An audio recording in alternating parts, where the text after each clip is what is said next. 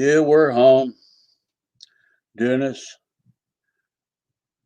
Good afternoon, Fred Barron. Jeff's Custom. What's going on, guys?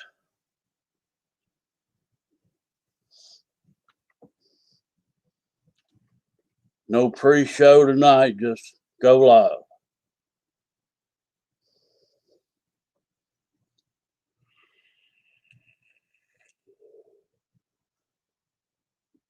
So y'all snowbound in or what? I was supposed to went to Kentucky this weekend and that fell through for me. I woke up, got up at 7:30 Saturday morning, which I'd packed a truck, most of it Friday evening. So Saturday morning I could get up and go to Kentucky. And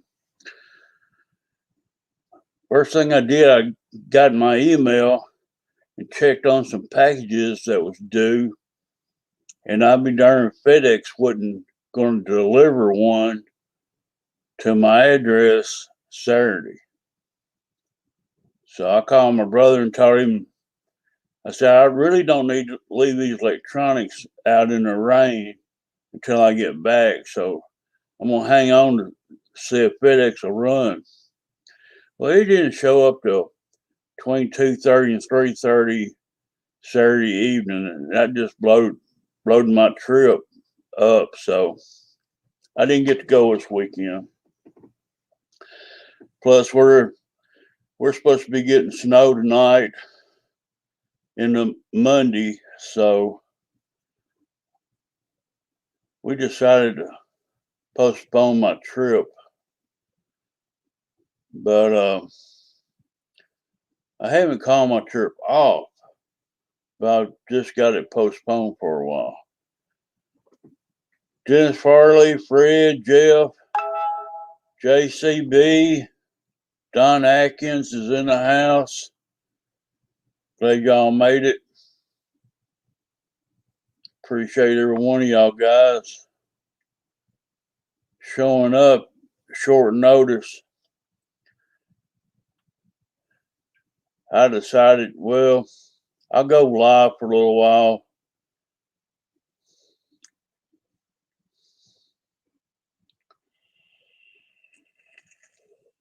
I was watching, before I went live, I was watching Dave Marshall put a husky together, and I was getting bored with that.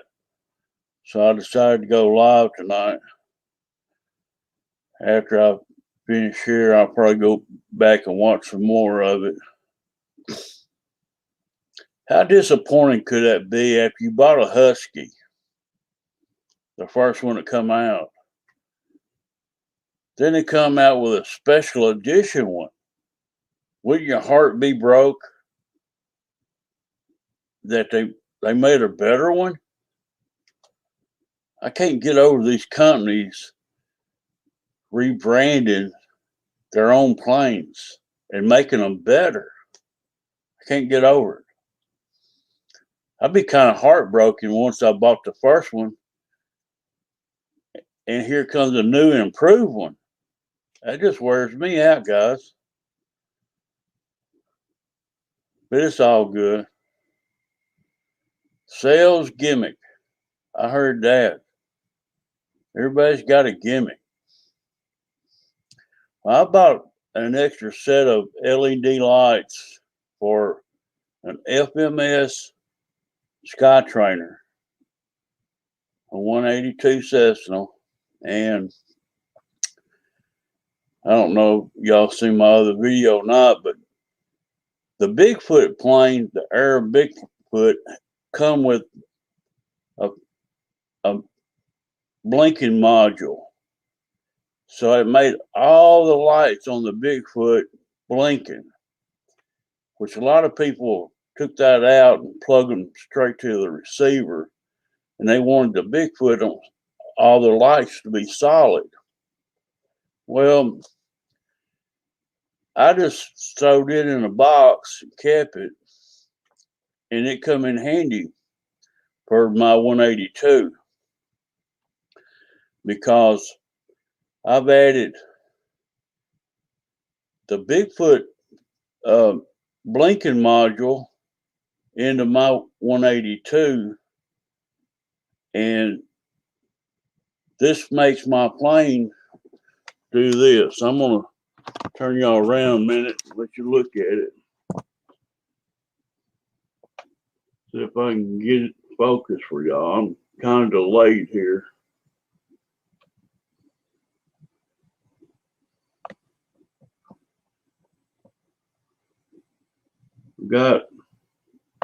I ain't got it focused. Give me a second. Got a red one in the belly and got one flashing on the stab back there now. I can't get it focused, guys. Y'all bear with me. If we can find it. That's flashing with the Bigfoot blinking module. And the rest of my wing lights will be solid color. So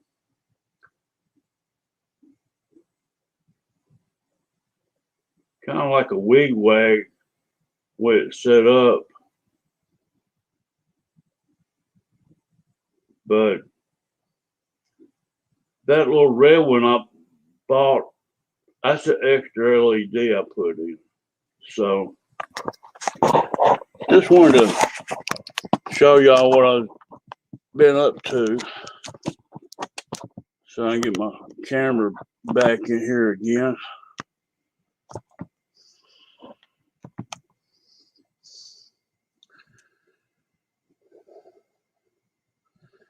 There's a servo door in the bottom of that plane, and you take that door open, you got access to that little tunnel back there in the back that runs to the rudder.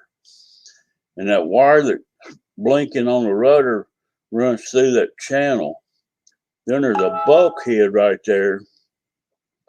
And what you want to do is go behind that bulkhead and punch through right there enough where you can put that LED servo lead through and grab a forceps, reach in there and grab a hold of it, pull it on through and feed the wire in, glue the bottom of your LED in.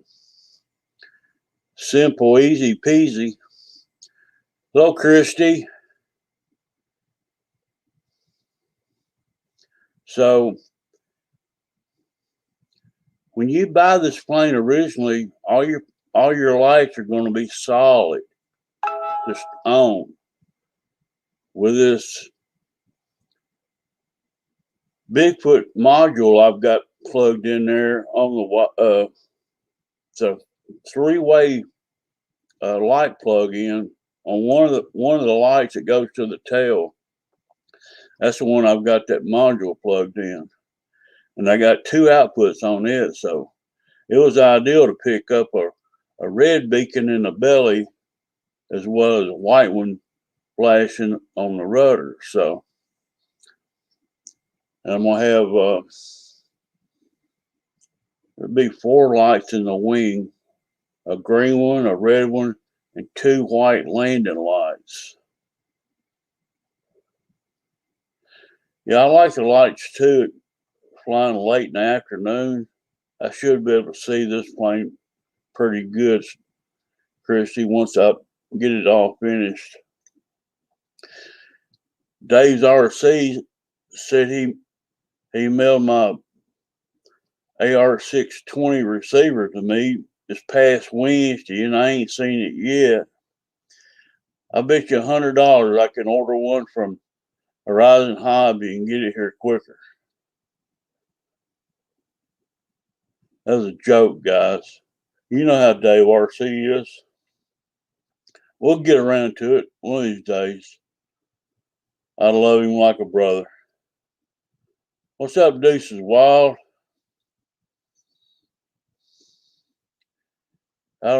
Is Tennessee RC Pilot in here yet? he made me something and sent it to me. This is a battery tray that he 3D'd for me. 3D printed. I don't know if you can see it, but it's got a groove cut in the bottom of it, so you can put your Velcro strap through that and glue that side down and have a place to mount your battery to. So it's all good. Dude, pretty good work. He made one for his plane, wanted to know if I wanted one for mine. I said, sure. So I got that Saturday in the mail too. And hats off to him. Tennessee RC pilot. He lives in a great state of Tennessee too. So Brian Chambers, I want to thank him. He's going to mail me out a bunch of battery connectors he's not using. So I haven't got them yet.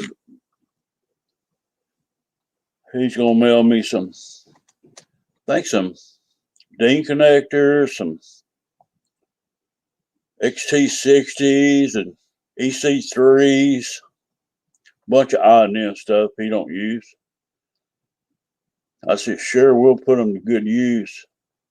So I convert most of my planes over to Dean's anyway, or make up jumpers.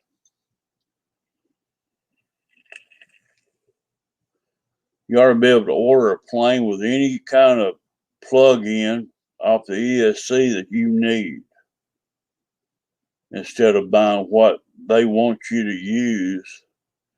You already have the options when you buy that plane to have that ESC connector to any battery you want.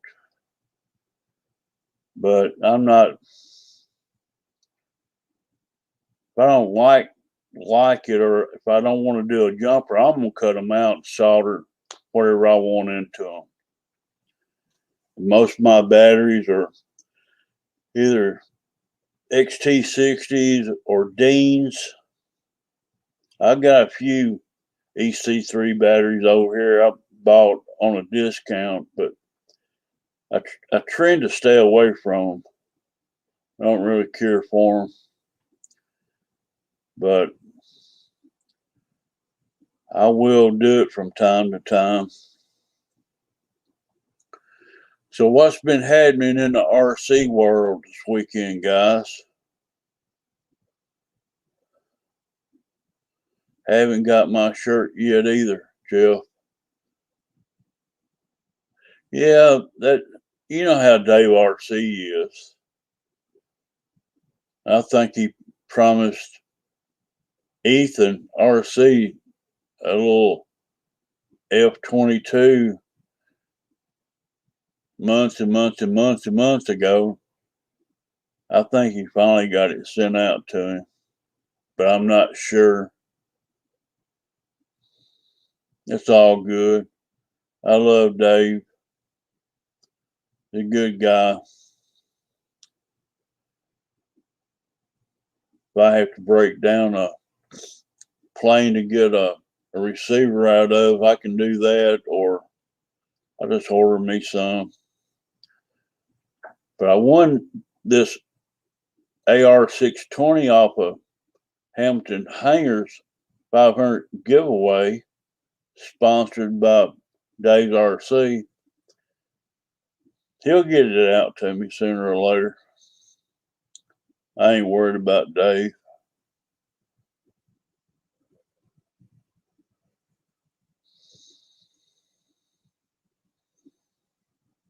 No, it's, I don't know, Fred, it's 37 degrees here in Tennessee, so it's not really ideal flying weather. Winter is made for building planes or repairing planes. That's my theory. And I do a little bit at a time on these planes till I get them finished. And I wait till pretty weather to go send them up. Yeah, winter sucks. Jeff, this is a good time for you to start building.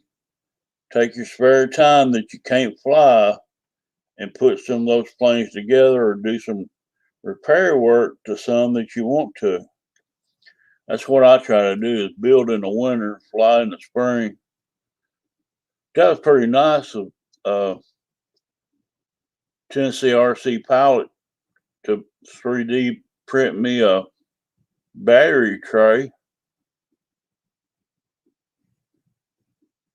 I gotta get me a Velcro strap from a battery pack, but he's got that slot cut right in the center of the tray, so be able to move the battery back and forth, get the CG right. So when you buy this 182 Cessna, it's going to have bare foam up there where the battery goes. So you'll either have to put in a plywood floor,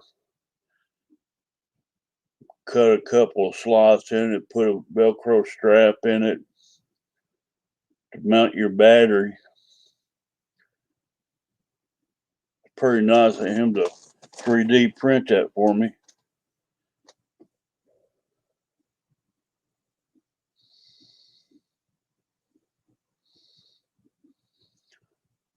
Constantly building everyone else's stuff for them. I cannot say no. Well, Jeff, you can build this 182 Cessna for me if you can't say no.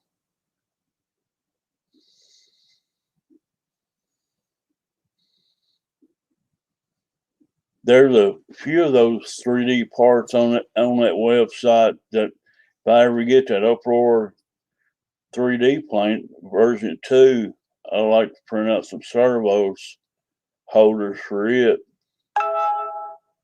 off a Thingiverse. Pretty cool site. All you got to do is download the files. I just don't have a printer. Don't have no way of making parts. Never got into 3D printing. Didn't think I'd ever have any use for it. And now I've got, I wouldn't mind building some parts. At one time, 3D print was expensive, but the machines has got a whole lot cheaper now.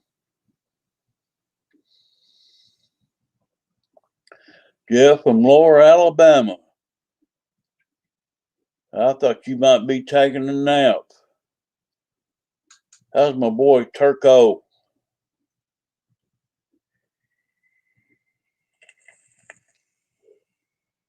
Guys, an update on my landing gear on this plane.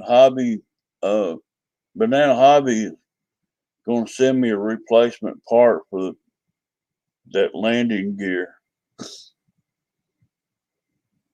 It's already been shipped already.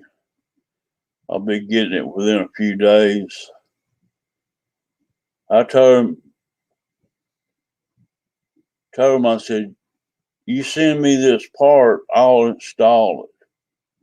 I don't have no problem with that. So the strip gears, the strip screws holding the front landing gear in, they're going to replace it. The whole trunnion goes up in there to the servo arm. So it's all working out good.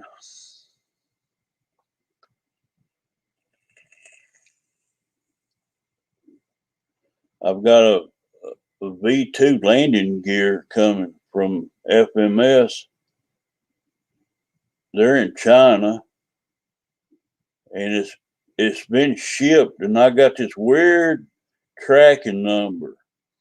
And when I click on it, it goes to track 17, and it can't find it out of none of the carriers. So it's either in the air being flown to United States or it's on a shipping container on a boat coming to the United States. Once it gets here, then it'll be put into the carrier's hand where I can find out where it's at. But I don't know who's going to carry it. Number starts off with 30, so I don't know who the FMS used to get their parts from China to United States. There's no telling how long it'll be before I get that version 2 landing gear. The version 2's got the built-in shock in it. What's up, GB Linden?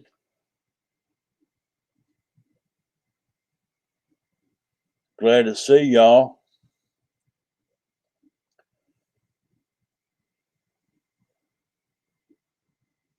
I just hopped on, see what's up tonight since nobody else is going live on Sunday.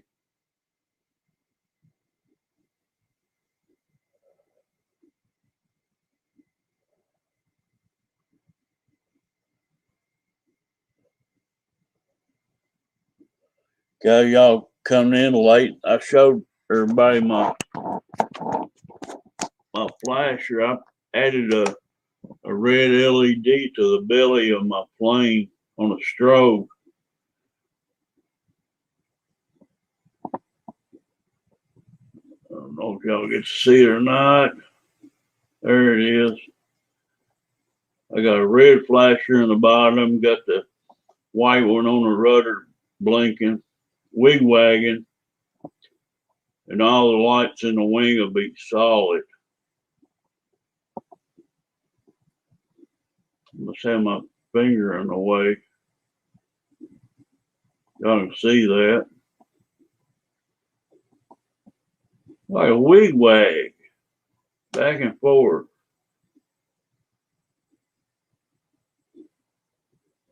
I'm waiting on a receiver so I can get everything centered. I can do it with my servo tester, but I really want to plug in a receiver and get it bound, get everything truly adjusted. But that's what she's going to look like. When you buy this plane, it ain't going to have no red belly lights that's blinking. I installed that last night. So this is going to be 55-inch wings, 1400 millimeter.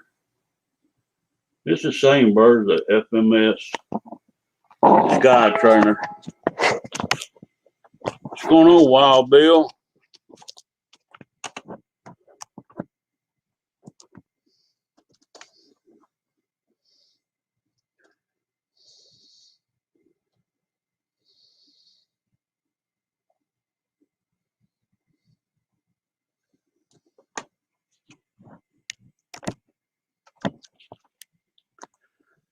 Time I mess with that camera gets all out of whack.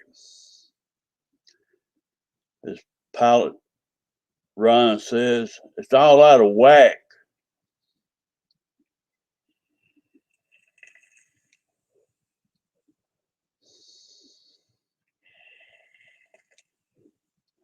That Challenger that Bobby K put together, that Bighorn last night, I'm impressed with those planes. They're pretty. And for the money to buy an art kit and had to buy the stuff to go on it, I think I might look at that Challenger. For the price wise, might make sense just to just buy one that's plug and play like that, put a receiver in it, fly it. Boss a plane from Buddy's RC.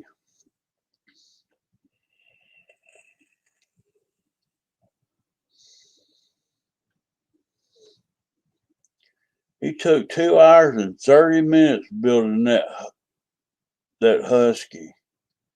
And I thought I was watching Brian Phillips' show again. 5 hours and 40-minute shows. Yeah, I like the Challenger. I like it kind of like it better than the Bighorn, the Challenger. It looks like an old school plane, Dennis. That's what I like about it.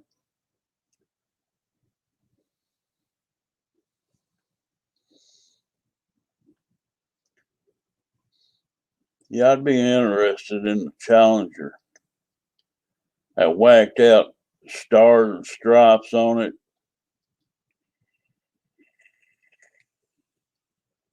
I don't have the patience to build a plane in a live show.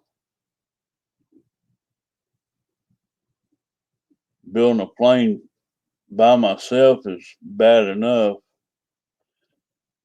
much less on a live show. And I never did like really trying to tape me, videotaping myself building and editing a video of a build video.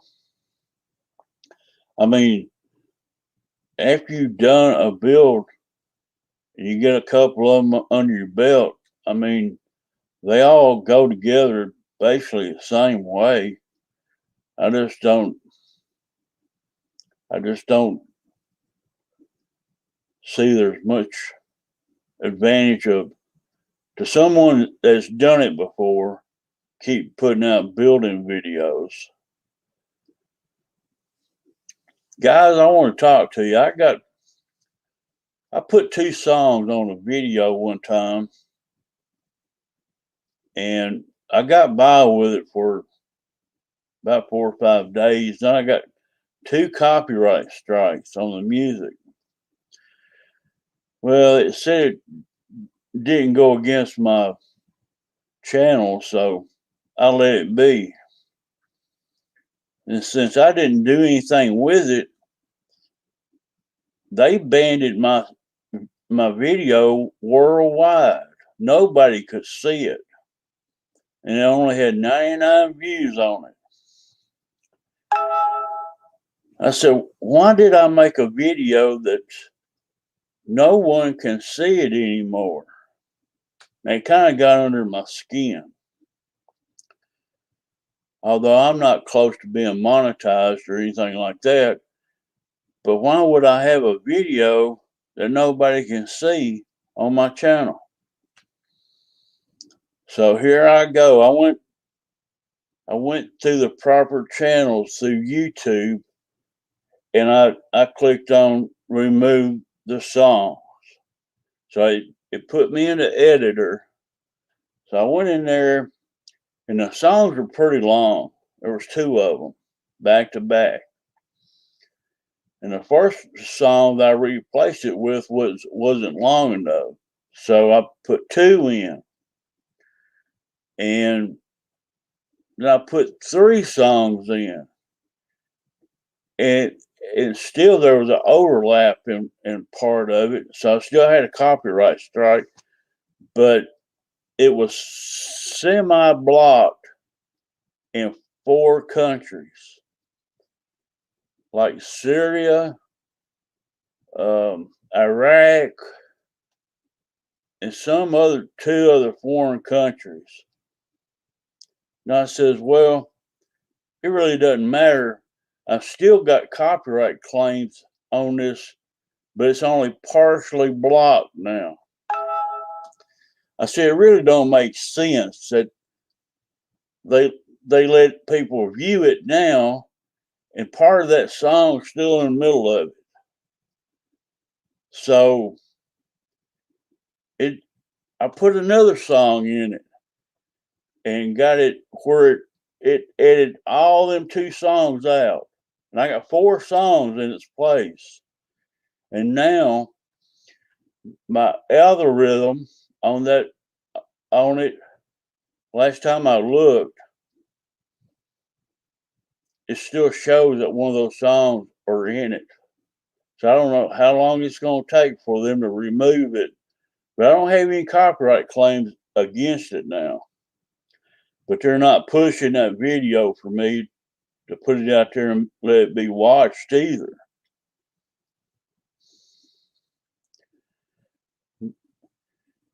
Yeah, I banned it worldwide, GB. Worldwide, it said. And I'll be honest with you, I don't even know how these people has YouTube channels that plays music. I don't get it because I watch so many music videos and how they get by with this. I don't understand. I ain't on top of that. I know what copyright free music is, which I can use tons of that. But to play the good stuff on YouTube, how do they get around this?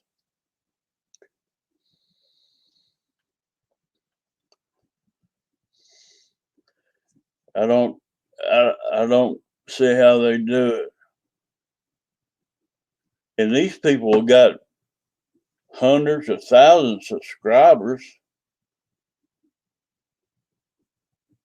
500,000 subscribers, and they're playing music on their channels. I don't monetize a couple that they block the music and in overseas. Well, Fred, has any of them been banned it worldwide? That's what come up on mine, and it was one of the songs was Simply Red, and the other one was Bobby Caldwell. It's an old 70 tune, and they tore me a new butthole on those. UK, they had strict copyright claims on that one from UK, and when you clicked on it, copyright claim, you click on it, open it up, it said this video has been blocked worldwide because I refuse to take the songs, remove them, or change them.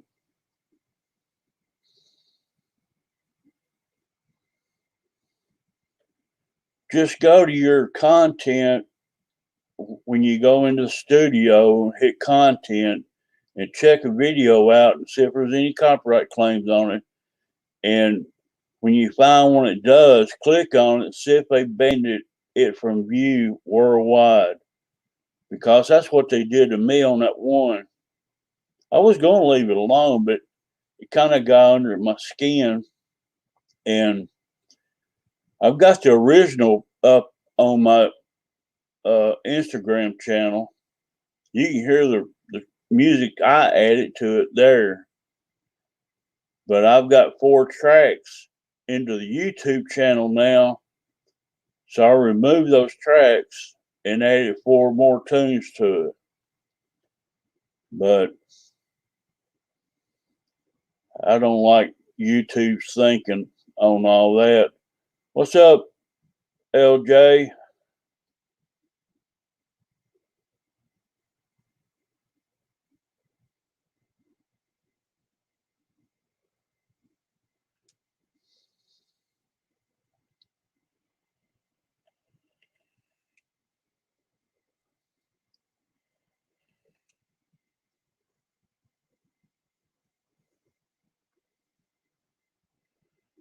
Deuce, I like rock and roll music too, blues.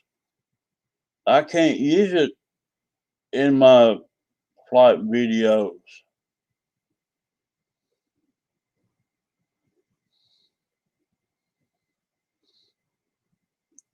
I thought I could get by with it. They still show my videos. There's Tennessee RC Pilot. Shout out to you, buddy. I appreciate your battery tray for me. I give you a shout out earlier in the video. It's going to work out good. I like what you did to it. Made it thinner through the middle for the strap. Hats off, buddy. Tennessee RC Pilot, 3D print.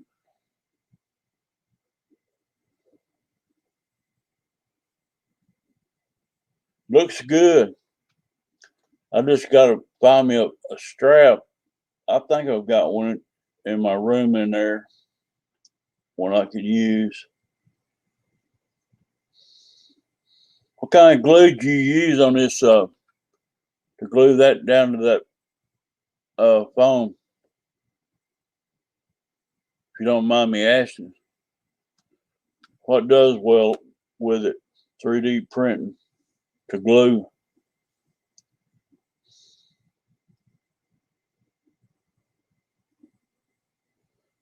I understood that, putting holes in to lighten it up. What kind of glue did you use to bond this battery tray to the foam? What I'm asking.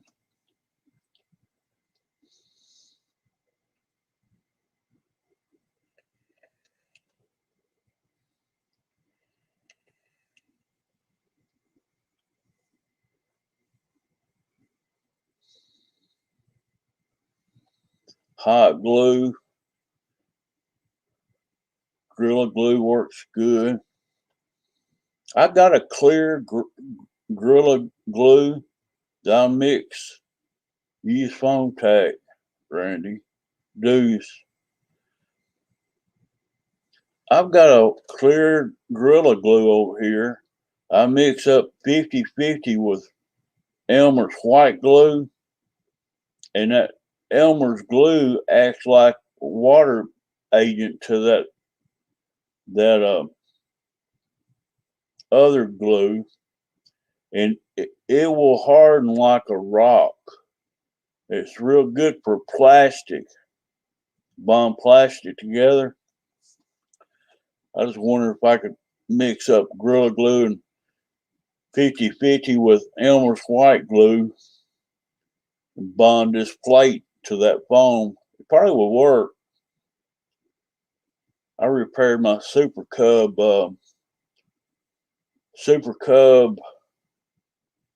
LP firewall with it.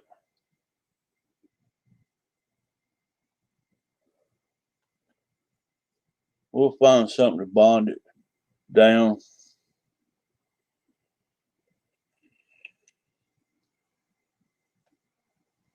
I got I got 2 extra tubes of foam tack left.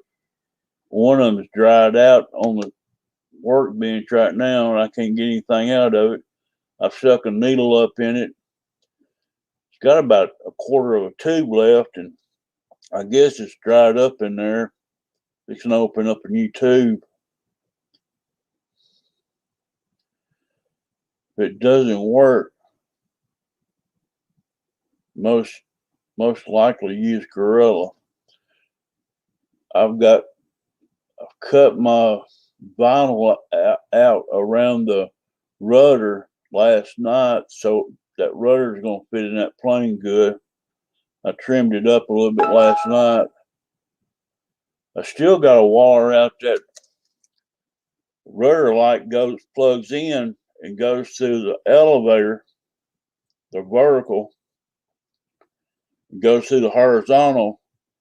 Then it's got to go into a hole, the connector does, and it warns you to wire that out for that have a place to go in that fuselage. And if you don't, while you're trying to fit all this together down in there, you'll start pulling on one end of the wire up in the front of the plane, and it winds up unplugging itself. So make sure when you put this rear light connector down in there that you wire that out or cut it out a little bit where you can get that in there real easy.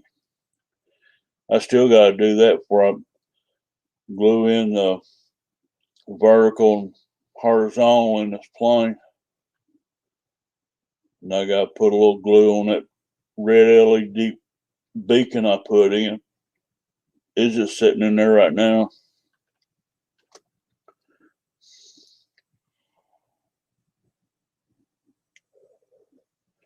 But I'm gonna have 2 strobe lights in this plane, and four lights is gonna be on solid on the wing. Landing lights and a red and green light will be on solid. I'm gonna have a red blinking in the belly and a white blinking on the vertical.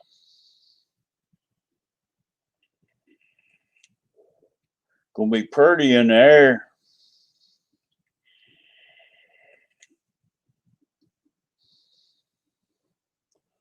I've got mine ready to taxi test and maiden. That's good, Tennessee RC. I'm not near getting ready for mine yet. I did take the screw out of the rudder servo and adjust the linkage to that front wheel up there. And I had to back out the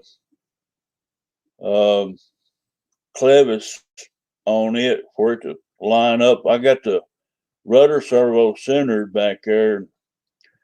Wheel was all cockeyed, so I had to lengthen it out some. And I still don't know how much I've got to work on the rudder with. I haven't fooled with it yet.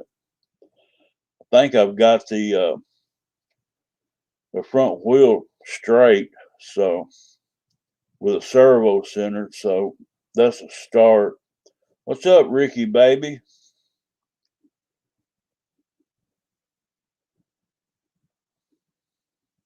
I got the front of the servo to the front of the plane straightened out.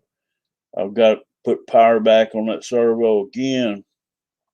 I should be able to just adjust the clevis in or out on the rudder, and I'm gonna pin it up in the furthest hole out. So I like big throws on my plane. If I can whip it around in 2 seconds, I want it flip it around, and I want maximum elevator on my planes. I want maximum throw.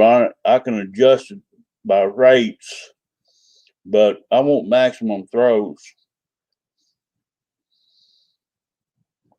I'm not going to fly this plane around like a 3D plane, like my 300 extra. But if I need to come out of some tree lines, I want it to come quick and hard. If you know what I'm saying. So I'm flying around a bunch of trees down there at the lake, and depth perception will get you down there. You'll think, well, I'm clearing that, and it goes right into the top of it. Yeah, I want plenty of throws on the elevator and rudder.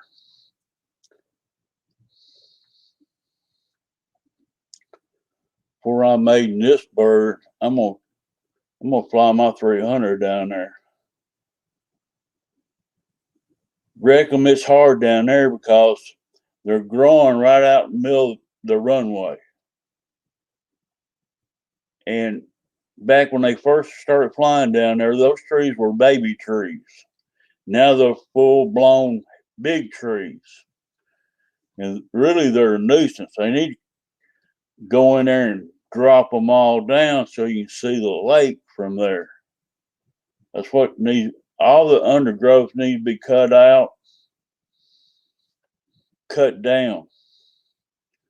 That'd be a perfect place to fly. But right now, those trees are growing inward right in the middle of the field. So you got to kind of go, you got to fly like a figure eight pattern. You got to go in this way back towards the recreation house and make a loop and come back out and come back towards you and fly back around. I'm flying a figure eight pattern to stay out of those damn trees in the middle. And yeah, That's just the way it is right now. Where you have to fly up above them and over them, which that's a long ways up.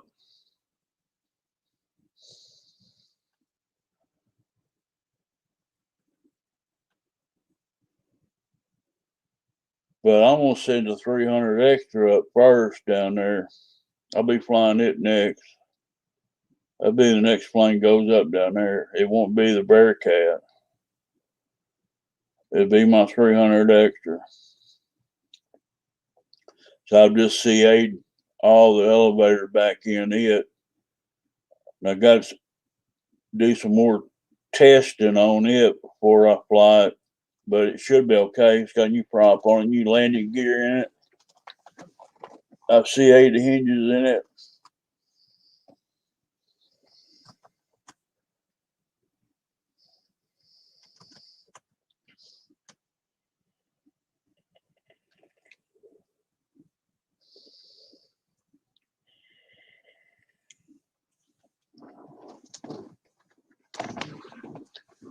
Reckon y'all got to stay out of the street lights and the irrigation pipes up there where y'all live. I just got trees growing right in the middle of my field down there. But I'm okay with it because I'm not paying to fly there. It's an AMA field, and as long as I got a license that's current, I can fly there anytime I want without joining the club. And if I did decide to join, it's only $25 a year. So I can't complain much. I'm flying on the lake. It's a pretty place. I'm going to get y'all an aerial view of the place. I'm going to put a camera on my 300 and fly it around.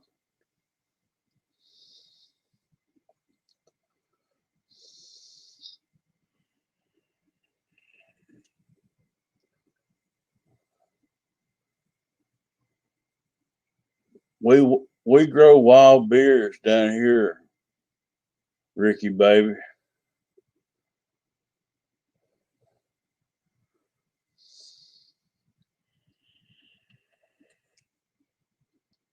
Marshall calls me a bear wrestler, and Pluton's calling me a general, a Confederate general. That's more my speed right there.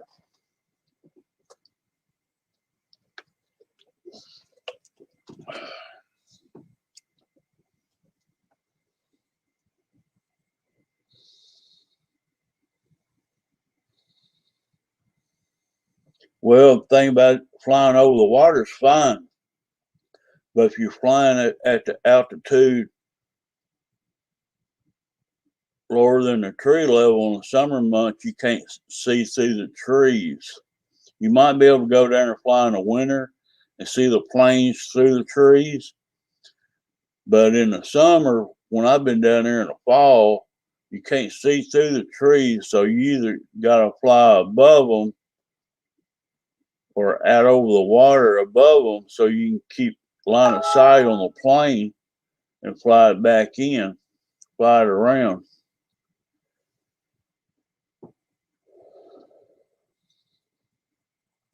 But the president of the club, they're trying to get the Corps of Engineers to cut those trees down. I don't know if they're going to have any luck or not. I'm hoping I'm around when they cut that big white birch down so I can get my plane out of there.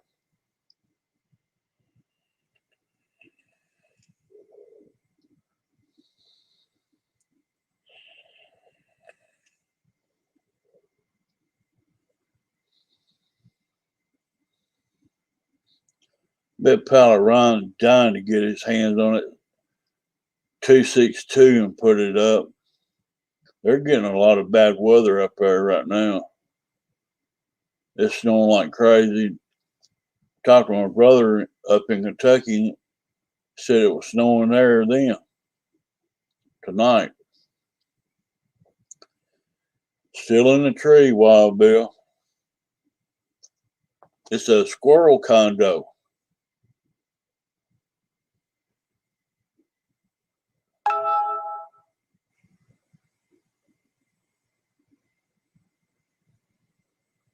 You may hang a Confederate flag up there, pull it up there and fly it.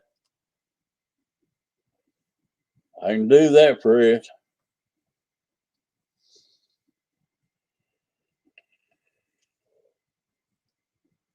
That's funny.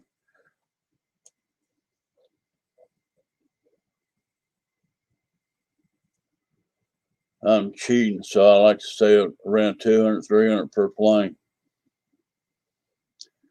Jermaine, Candy Man, he's here.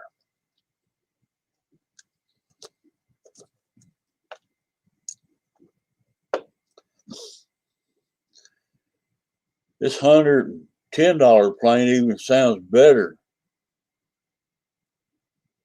Tennessee RC, Banana Hobby plane. Yeah, you got to do a little modeling on it, but it should fly good once you get it done. I'm waiting on my receiver. I give 100, I don't know, 159 for the Bigfoot. And after I put a battery in, a receiver, probably got somewhere around 200 in it or a little under.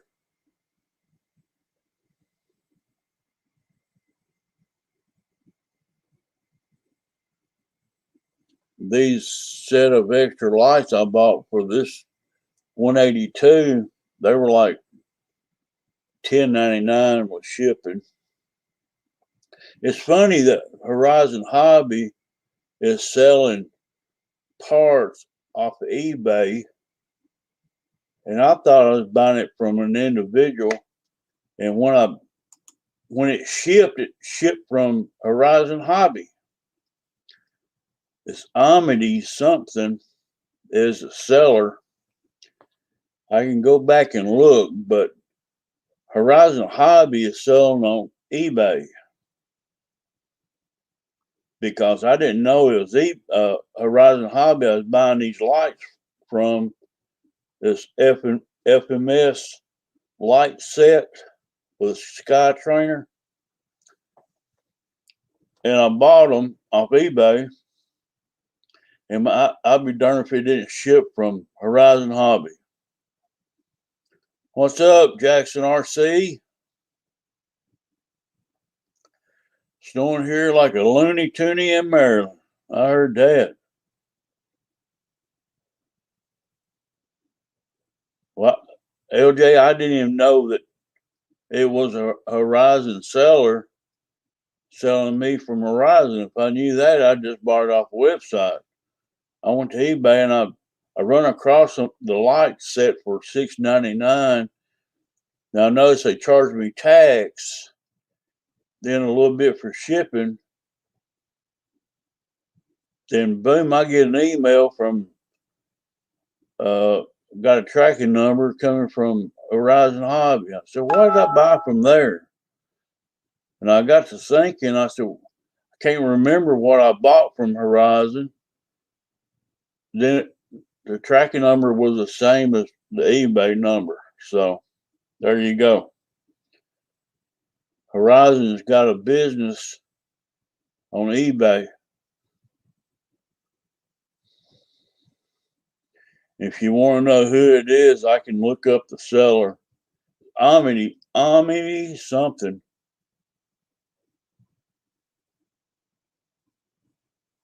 But this Horizon Hobby selling on eBay. Night too wild. Peace, brother.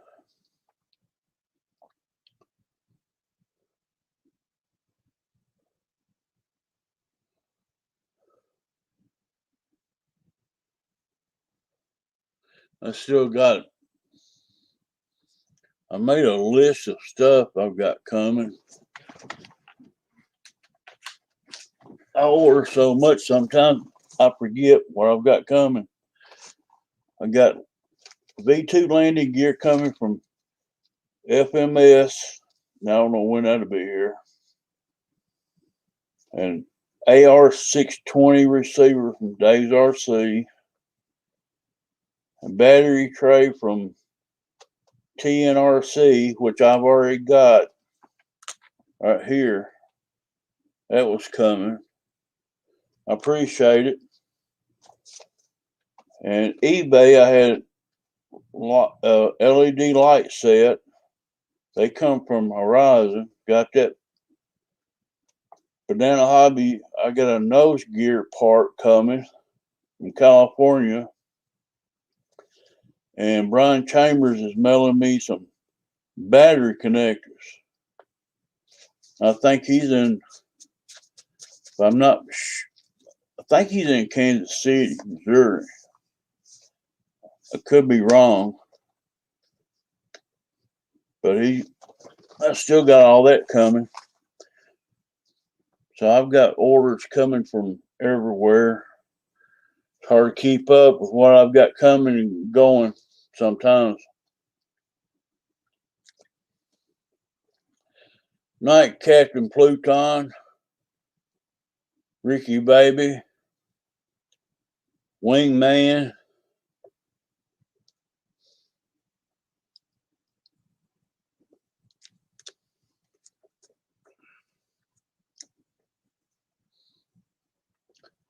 there's a guy that I bought planes from that buys Horizon Hobbies returns. I bought a couple of those planes before.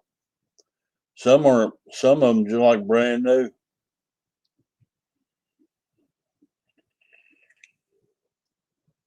He'll buy them from off of Horizon Hobby for a little or nothing and resell them on eBay. Sometimes you can get a good deal. And he'll go through them and check them out, see what's wrong with them, what it needs, and let you know. What's up, 200 driver?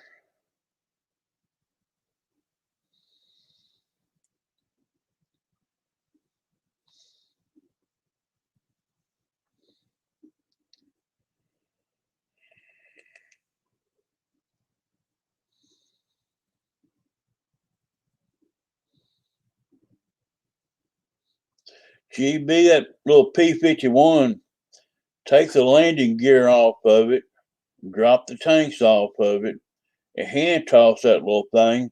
And you talking about flying like a dream. That's the best it's ever flown for me. Fly it clean, and it flies so good to be a 30-inch bird. It just flies so much cleaner and cuts through the wind so easy.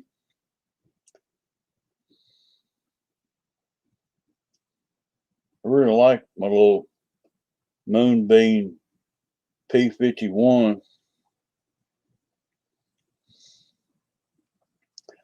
Yeah, everybody needs a P-51 in their lifetime at least once.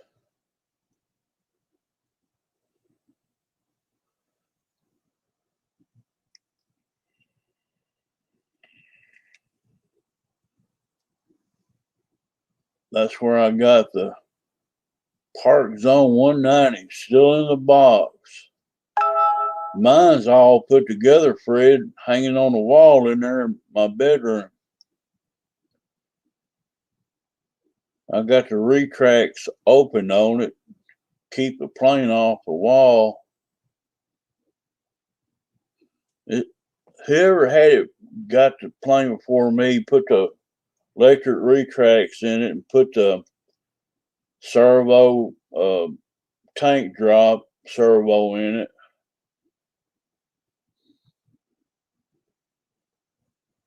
And everything still works great on the plane.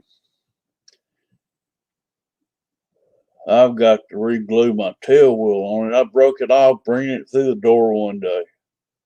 Made me so mad. I found a new tail gear for that Fokker 190 up in Canada. It was like a $5, $4.99 part or $5.99 part, and they wanted $57 to ship it to me. I said no, thank you. Now they're out of stock on it. They don't have it now.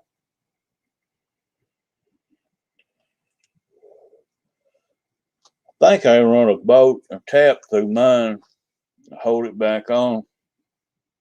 I'm not going to try to glue it. Pray I'll lose it again. I'm going to put a bolt and a nut on it. If I got to grind the length of the screw off, I will. But I'm going to put it on with a bolt and tap. I'm going to try to before I fly it anymore. The last time I took the Wildcat out down there in Hendersonville, I lost a tail wheel on it. And I didn't notice it was gone until I got it out of the truck that afternoon. And I looked all inside the bed of my truck and it wasn't there. It's not going to affect the way it flies. It's a hand tosser anyway. Still like to have it on there. You can't buy those parts nowhere. The little Wildcat binding fly flies so good. Mine's been wrecked, crashed to death. 200-foot tip stall. I never could get it out of the tip stall. It pile drive right in the middle of the road out here. Pieces went flying everywhere. Busted the firewall, knocked the battery box out of it. Busted, bent the motor shaft. I got these little thin 9x6 props that originally come on that plane. And after I rebuilt the plane, I slapped one of them on there. It sounded like a buzz saw. It vibrating so bad. And I wasn't going to change the motor out at that point, so I slapped a 10x5 ACP on it, took it down to the field and flew it. And that took that vibration out of that motor, which I know it's still there, but I was able to fly it. And that 10x5 ACP prop made it move pretty good. So it's on it to stay. I'm not going to buy the Park Zone 9x6, what they call a fan blade, or I don't know what it's called. I can show it to you. They're real thin, 9x6s. Come on the Park Zone Wildcat. I don't fly them no more. I put a 10x5 ACP on it. It's got a 480 motor in it. I think it's a 900 kV. And a 10x5, it's not going to hurt the ESC on it. Flies good.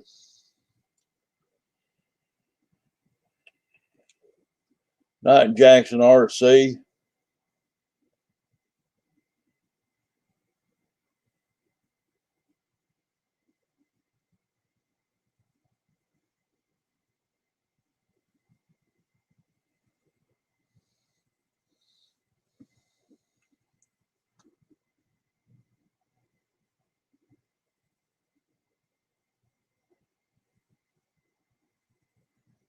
Yeah, I'm still looking for some extra Park Zone birds. I like to collect them. I got 3 of them right now. Wish I had all of them. The T-28, Corsair. Collins has got a Corsair I'd like to get off of him. He's willing to sell it to me. We just ain't worked the price out yet.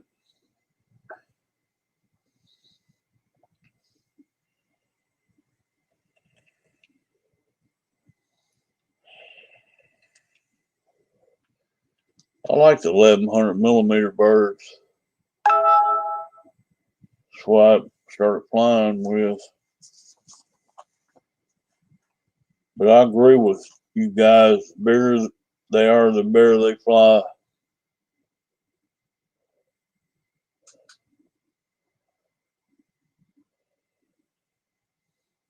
I seen Jeff Lancaster fly it. Pretty neat bird. That's weird at the way the bomb doors open up to get to the electronics in that plane. Weird, kind of, in a good way. Easy to get hold of your plane inside. That long bay door in it. Pretty cool looking. Be my luck, I'd be flying and all my guts fall out. The door's open.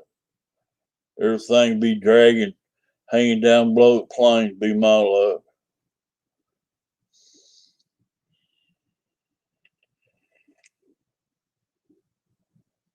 It looked like it flies good.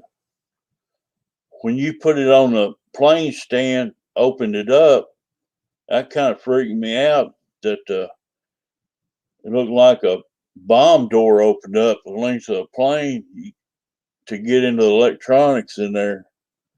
It's kind of freaked me out. Pretty strong magnets. That's cool. Kind of neat the way they designed that.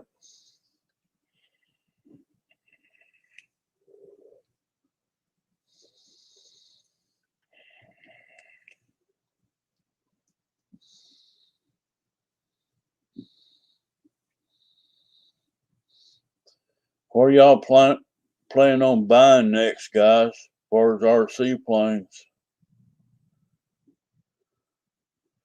I'm not sure what I'm going to buy next.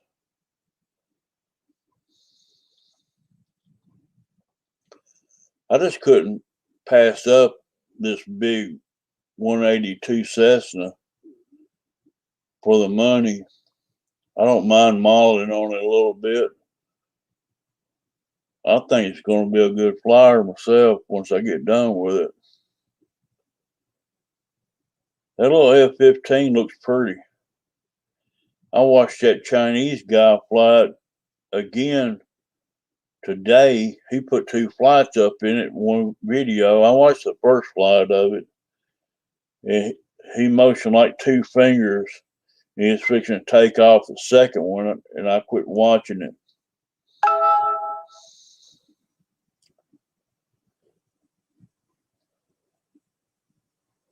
That's the pilot Ron's competitor, the little Chinese guy.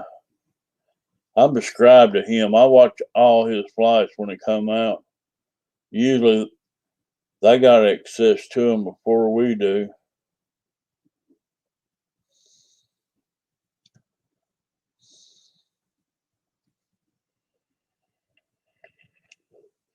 You gonna get that big blue Mustang, Roy? They say it flies good.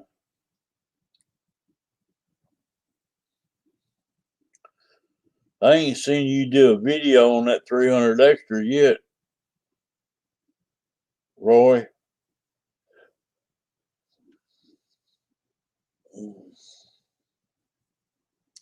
He can get that up to GBs and fly it one weekend, let him film you.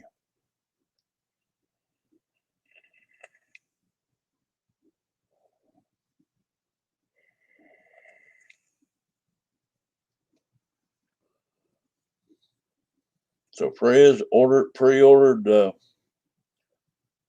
190 from me flight, maybe the Air's F-15, and see what's coming out soon.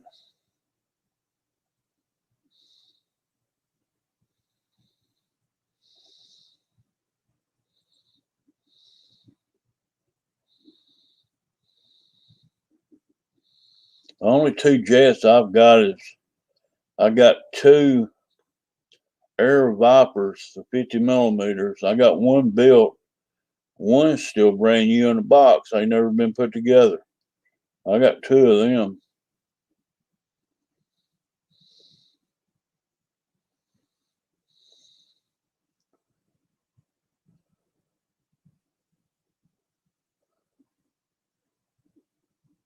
Fred's got 10 planes to make. You got a lot of videos to put out, Fred. Good luck on all the maidens, brother. That's a lot of planes to maiden. I've got two new ones to maiden. The Bearcat and the Cessna 182.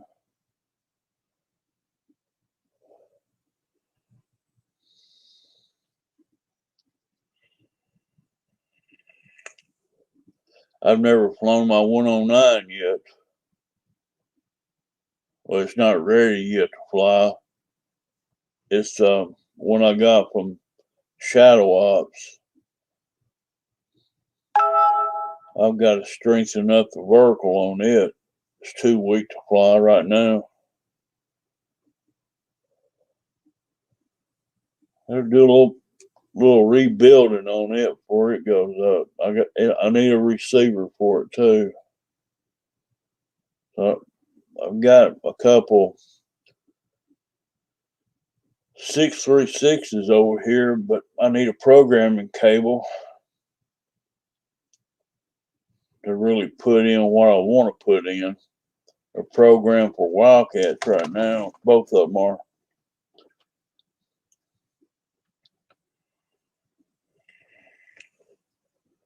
One's a A and one's a B. AR 636. Now I don't want a gyro in my Cessna. I'm gonna fly it with a high wing without any gyro. And if I do put one in, they got that Relux FMS receiver. You can buy it pretty cheap. Got the built-in gyro in it, made for the FMS model. I seen it the other night. It's real cheap. I know where I seen it. Type in FMS Sky Trainer 182 in eBay and type in parts. And that gyro will come up in those parts lists. You can buy it pretty reasonable. And it's one of the original ones that come out in the FMS 182 Cessna.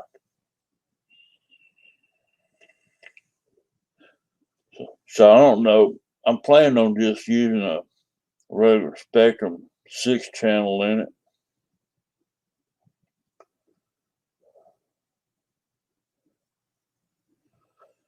Y'all are Draco crazy. If you ever flown a Super Cub, it ain't gonna fly no better than an old Hobby Zone Super Cub LP. It ain't gonna fly no different, no better. They just gonna call it Draco. And once y'all get that Draco, you'll probably wish, I wish I hadn't bought that. I'm just kidding, guys. Might be one of the best flying planes out there. Who knows? If they ever release it.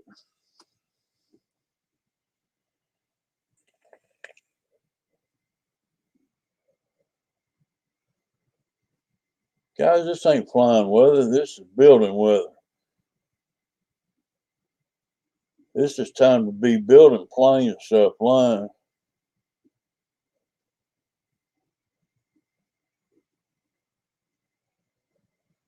That gear, though, Randy, will look good when you grease it. I've got a version 2 FMS version 2 landing gear for this 182 coming from FMS in China. And the order's been for a field, and I don't know where it's at. The tracking number don't go nowhere. It's not in, it's either in a boat container. I can't even see if it's in flight on an airplane to the U.S. I can't find anything on the tracking number yet. So the front steerable wheel that I'm putting in my birds is a version 2, which just got the shock absorber in it. Because I know I'm going to bend this one backwards. That's just a given.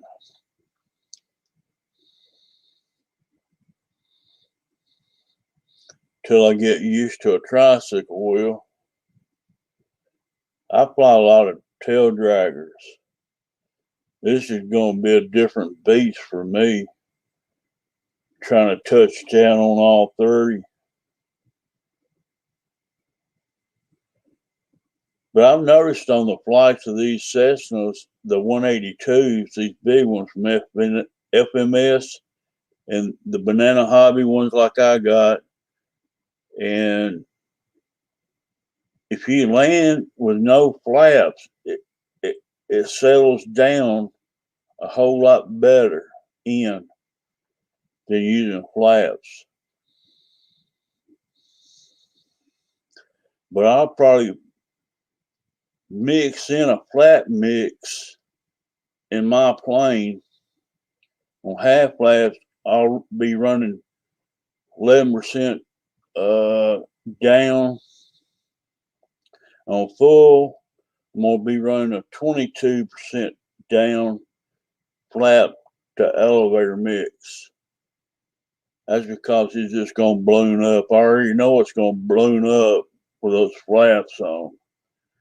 And I probably won't take off with flaps. And I probably won't land with flaps. I might throw it on to slow down the plane and just cruise with the flaps on, or fly real slow with the flaps on. But the Sky Trainer, I'm going to do 22% mix and flap to down elevator mix. That's a given. I'll do that with probably, I'll do 30% expo all the way around, but the rudder, I'm going to have it on 35% expo. That's how I'm going to program my radio on this plane. Now, I'll probably start off with 70 low rates, 80 mid rates, and 100% high rates. It'll be on a 3-position switch. Flaps will be on 3-way switch. I'll pick up the lights off of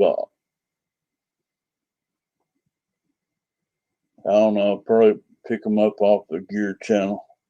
So I ain't got landing gear on this plane, just got flaps. I'll program flaps in on aux 1. Not sure yet how I'm going to do it.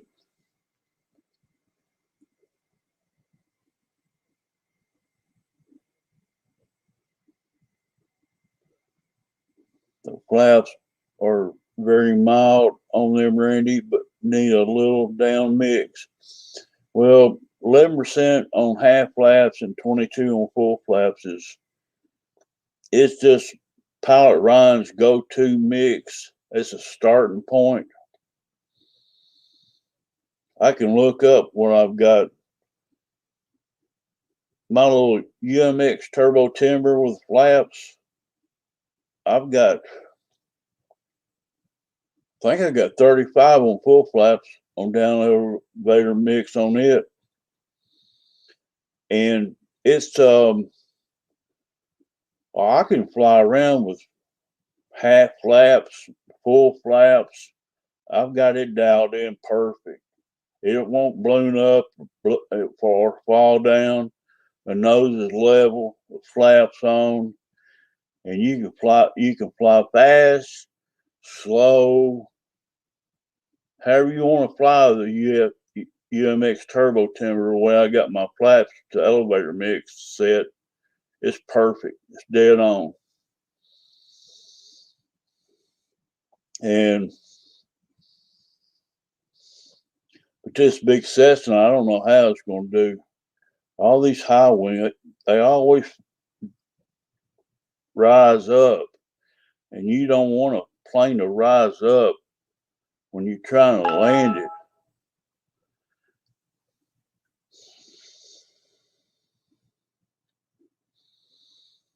Well, I've noticed, GB, everybody lands without flaps does a whole lot better with these FMS Skytrainers. They just settle in. Just power on just a little bit, and it just settles in. And as soon as it drops all three on the ground, just drop the power.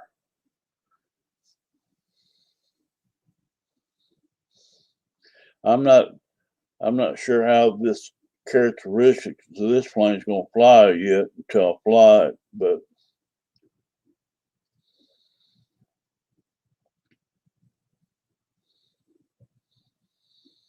perhaps makes it for steeper approaches. Yeah, you can slow it down with flaps a whole lot quicker. If you're overshooting the runway or something, and I don't want it ballooning up, so I'm gonna try a no flap landing with it. I'll see how they fly with 11 and 22% down mix, and just see how it flies with that. And if it flies good with it, it should land good with it. So if I can fly with them, let it ballooning up, pretty sure I can land with flaps on and slow down the speed of the aircraft too. And if you need to, you can power up and power on some power, raise the nose. But it's all in flying, I guess. Trial and error. All planes fly different, although a lot of them are made the same, but they all fly different.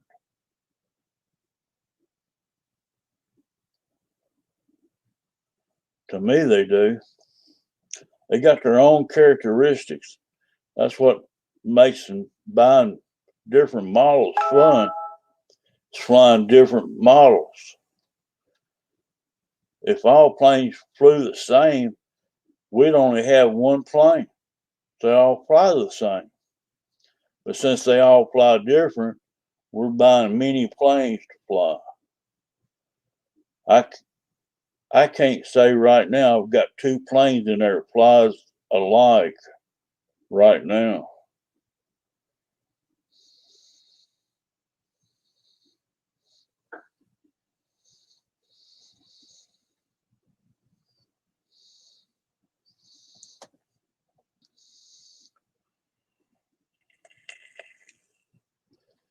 That 11 and 22%, Fred, it's just going to be a starting point for me. I'll just have to see how it reacts. But I'll be taking it up high and adjusting those, seeing how it acts with maybe half throttle on. I flip a switch and I see it thing climbing. I know I don't have enough in it.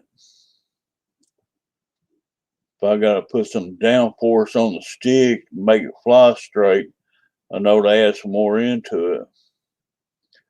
It's like shooting pool. You got to practice.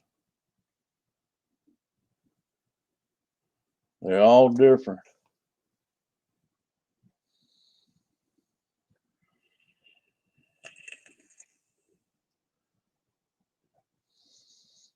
A lot of people like to fly inverted to see how much they fly inverted see how much pressure they have to put a downstick to keep it level. That's to check their center of gravity. Some people tries to set their center of gravity that way by flying the plane upside down. I don't do that. Some pilots do.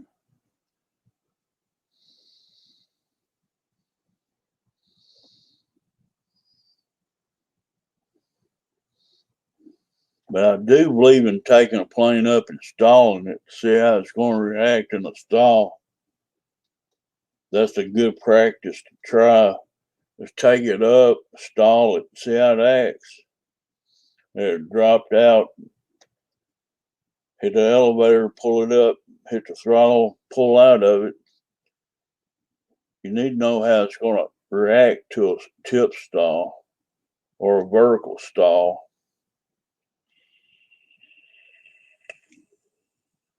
Roach Coach is in the house. My helly man.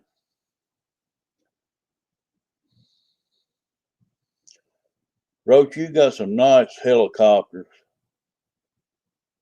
That last one I seen you fly is super nice.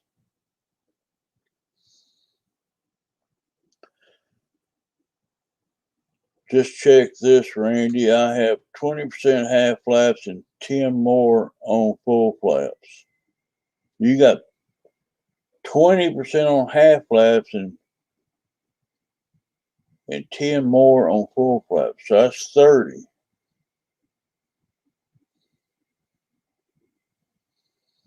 Oh, I didn't make it.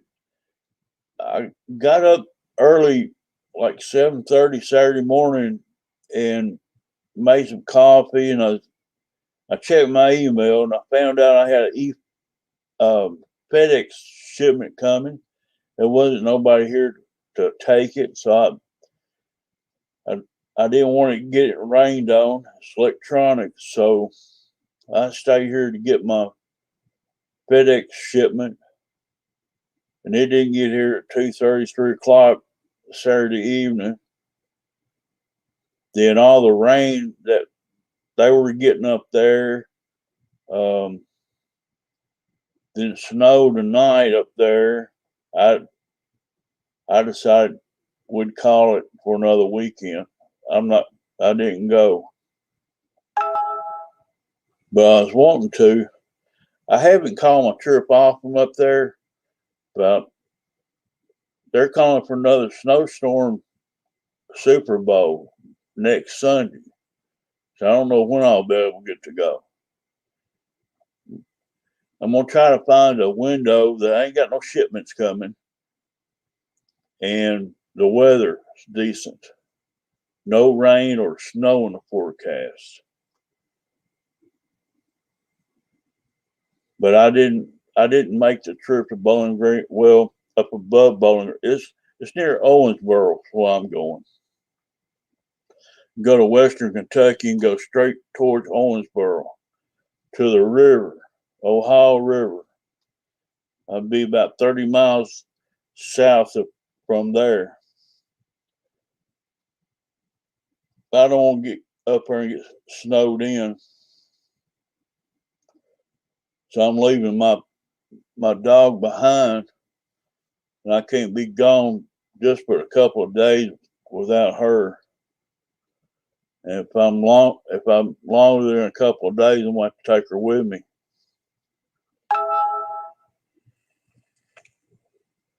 I got a good neighbor watches over my place when I'm gone, so ain't nobody gonna be messing around here. If Molly does slip the chain out here and gets loose, my neighbor will take care of her while I'm gone. So it's all good.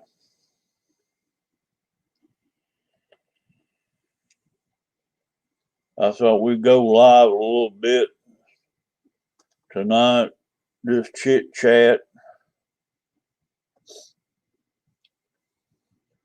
Glad everybody dropped in.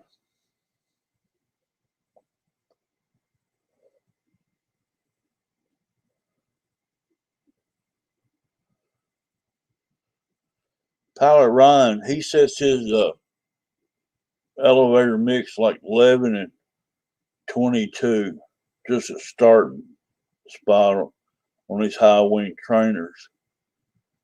But it could go up or go down. It depends on how it acts.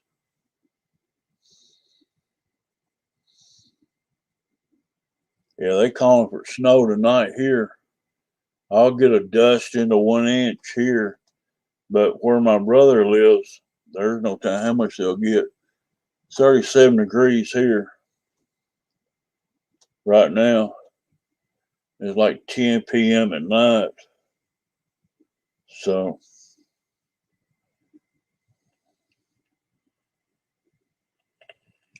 I think Bobby K and Ryan was saying it, they were going to get 6 to 8 more inches last night on top of what they had. That's in South Bend, Indiana.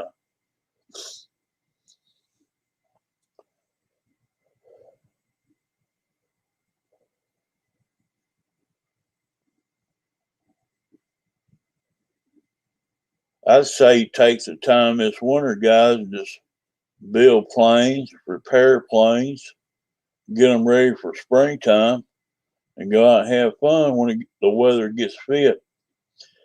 My winters are building times. That's when I build a lot of planes or repair them. And I've got a Super Cub. It's got to go on this stand, and a BF 109G. I got some work to do on it. And finish building this 182 Cessna, which that won't take me long. As soon as I get all of my parts in, I'm waiting for some landing gear parts, a V2 strut, got a shock in it, and a receiver. Oh, I could glue the tail in right now, the tail feathers, get that out of the way. But to finish the plane, I need some more parts, so I'm waiting. I don't know whoever's ordered from FMS directly, like I have, how long it takes to get your order. There's no telling how many months it'll be. Like I said, the tracking number don't track nothing right now. I don't know who's going to carry it, who's going to bring it to me, or nothing.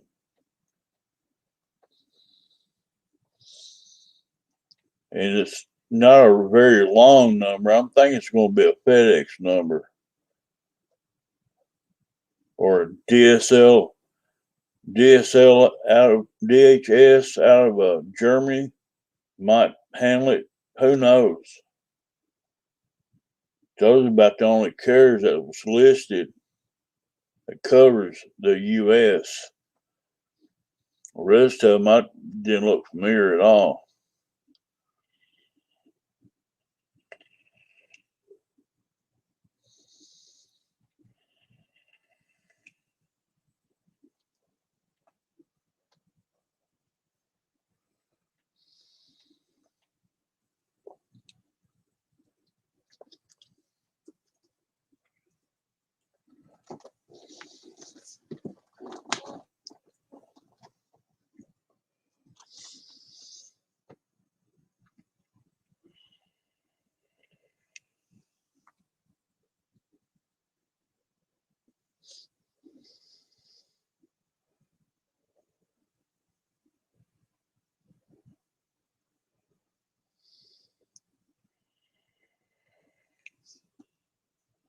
Guys, we've been going 94 minutes. Oh, me.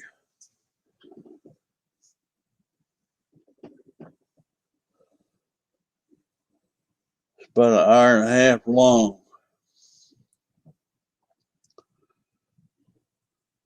This we'll be winding this puppy down for too long.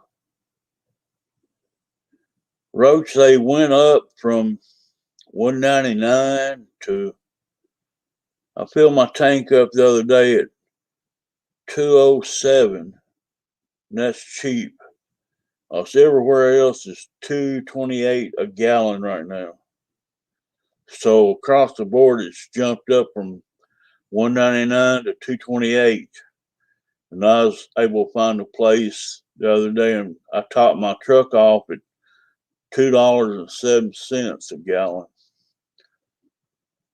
But I'm sure it's going to go up.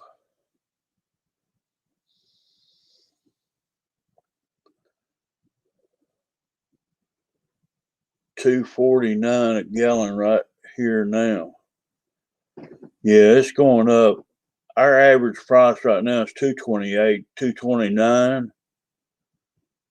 Like I said, I found it for $2.07, and I realized that was cheaper than everybody else at $2.28 and $2.29. So I went ahead and filled up because I was going to go out of town this weekend. FedEx stopped me from doing that. I thought I had a FedEx Smart Post coming. It's where FedEx drops it off to the post office, and the post office brings it, put it in the mailbox. That wasn't the case on this shipment. It come FedEx ground.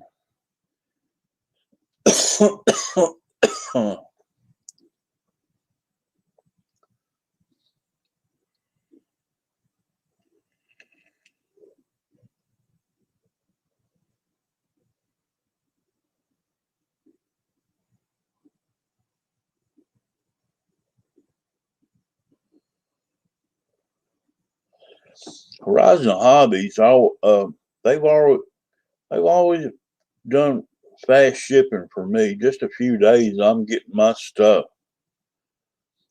and they always bring by FedEx. Horizon Hobbies, and it's coming out of Illinois down to Tennessee, so it's not real long ways. And Motion's in Illinois too. You buy anything but from Banana Hobby, it's coming out of California. You buy anything from Hobby King, it's either coming from China or it's coming from Oregon. And getting it from Oregon across the United States takes me forever to get something from out there. GB and Roy, they get it the next day. They live so close to Oregon.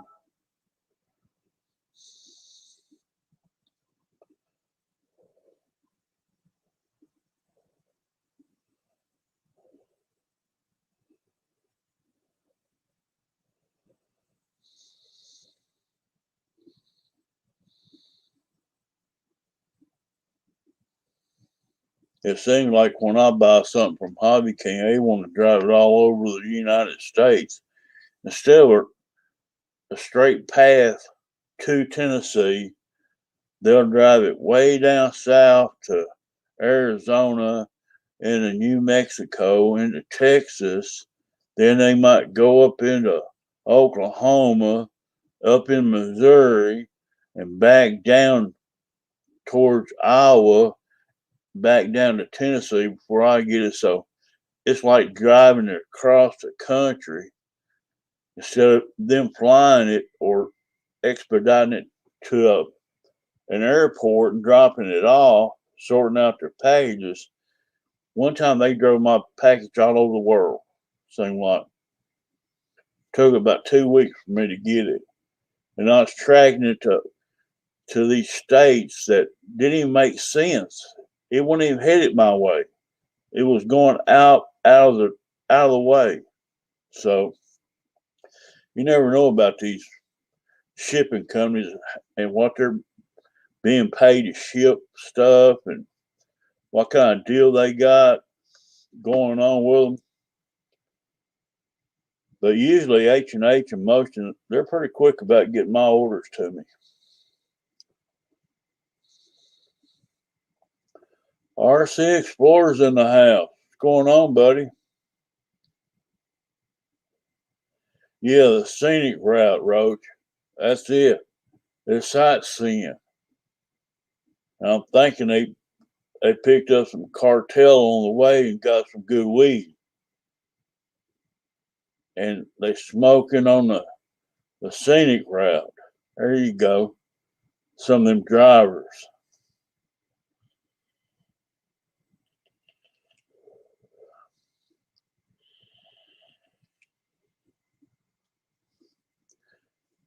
I don't get much shit about DHL, but I have. They were okay, but UPS or FedEx, the United States Postal Service, usually brings my stuff.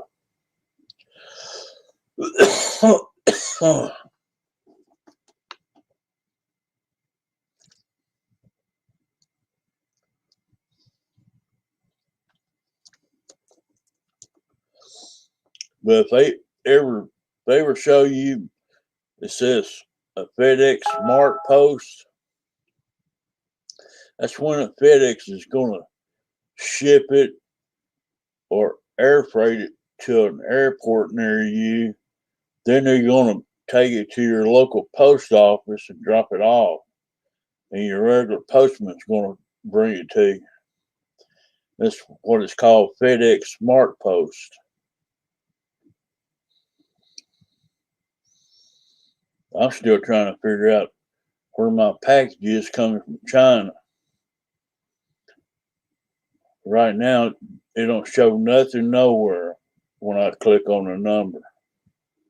No information's been given.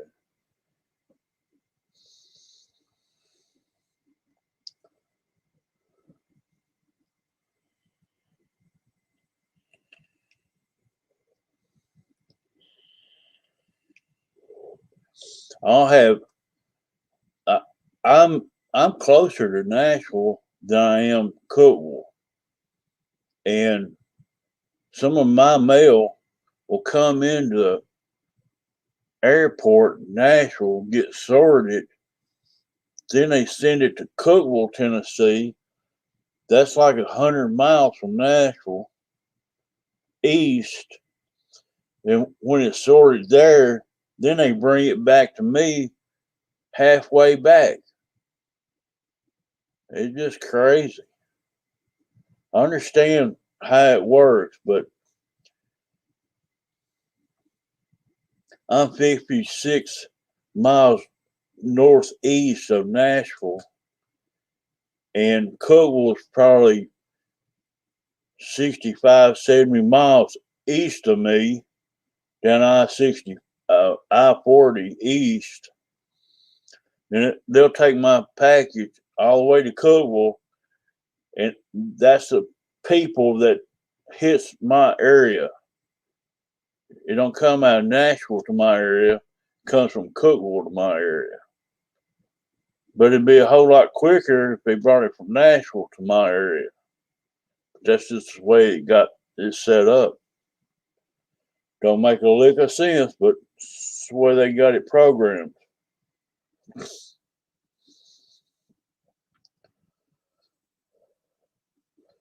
$2.69 a gallon, reckon. Good Lord.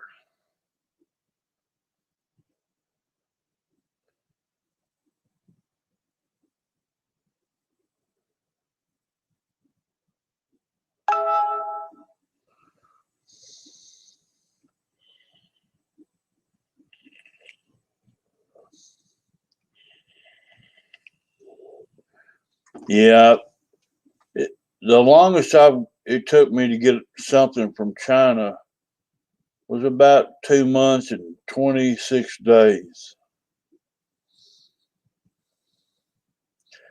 And I've not ever ordered from FMS before in China. I don't know how they play ball. But right now, I've got a tracking number. Doesn't mean nothing to me.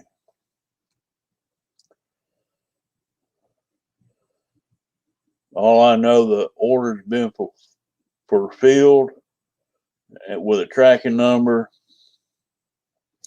And guys, I'm gonna tell you something about China. They're fixing to go on their New Year's holiday, Chinese holiday, for about a month.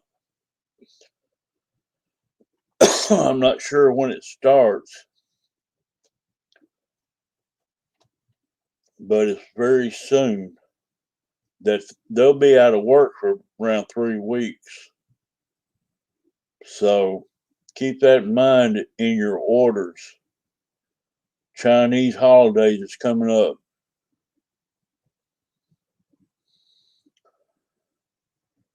And the supply that I see in the United States, as far as planes, they're back ordered everywhere. So I don't know. Tires hobbies out of everything.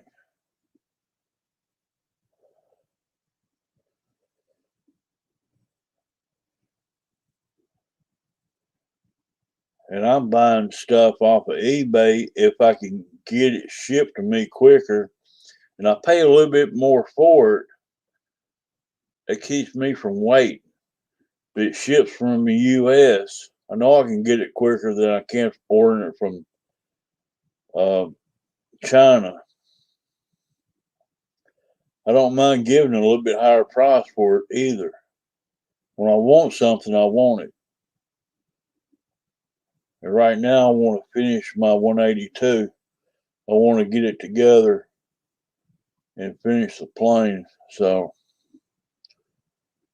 I really want that version 2 landing gear with a shock absorber built into it. Because this strut I got on the front of it now, it's going to bend back. Then it ain't going to be pretty. You have a bad, these gears are bad about breaking and folding back that I've seen. They're not strong at all. It's only a piece of plastic up in the nose of that firewall that holds it in place. You bring it in a wrong angle, it's just going to crack it and break it backwards. Guys, we've been going 107 minutes. Gonna peace out of here, bro. Glad y'all dropped in. TNRC Pilot, I appreciate this 3D battery tray. Thank you, sir. I don't mind sending you some money for it. Save me a lot of time by building me a wooden tray.